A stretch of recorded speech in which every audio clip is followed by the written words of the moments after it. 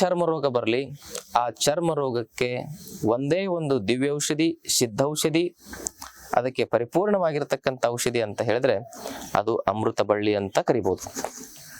ಯಾವುದೇ ತರದ ಚರ್ಮ ರೋಗ ಇರಲಿ, ಒಂದೇ ಒಂದು, ಸುಮ್ಮನೆ ಯಾವ ಚರ್ಮ ರೋಗ ಇದ್ರೂ ಅಮೃತ ಬಳ್ಳಿಯ ಕಷಾಯ ಕುಡಿರಿ, ಅಮೃತ ಬಳ್ಳಿಯ ಚೂರ್ಣ ತಗೊಳ್ರಿ, ಅಮೃತ ಬಳ್ಳಿಯ ಸತ್ವ ತೆಗೆದುಕೊಳ್ಳಿ ಅಂತ ನೀವು ಈಸಿಯಾಗಿ ಸುಲಭವಾಗಿ ಹೇಳ್ಬಿಡ್ಬೋದು.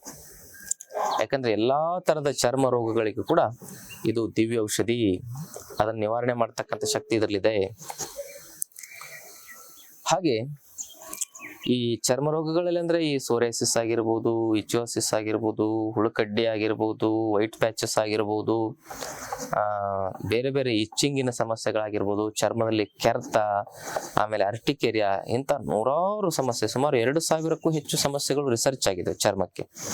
ಅದೆಲ್ಲದಕ್ಕೂ ಚರ್ಮ ಅಂದ್ರೆ ಅದು ನಮ್ಮ ಬ್ಯಾರಿಯರ್ ಇಮ್ಯುನಿಟಿಯ ಮುಖ್ಯವಾಗಿರ್ತಕ್ಕಂಥ ಶಕ್ತಿ. ಅದು ಆ ಚರ್ಮದ ಒಂದು ಆರೋಗ್ಯವನ್ನ ಹೆಚ್ಚಿಸುವುದು ಹಾಗೂ ಚರ್ಮದ ಕಾಂತಿಯನ್ನು ಹೆಚ್ಚಿಸುವುದು, ಇದು ಬ್ಯೂಟಿ ಪ್ರಾಡಕ್ಟ್ ಆಗಿನೂ ಕೂಡ ನಮ್ಮ ಚರ್ಮದ ಕಾಂತಿಯನ್ನು ಹೆಚ್ಚಿಸ್ತಕ್ಕಂಥ ಶಕ್ತಿಯನ್ನು ಹೊಂದಿರ್ತದೆ.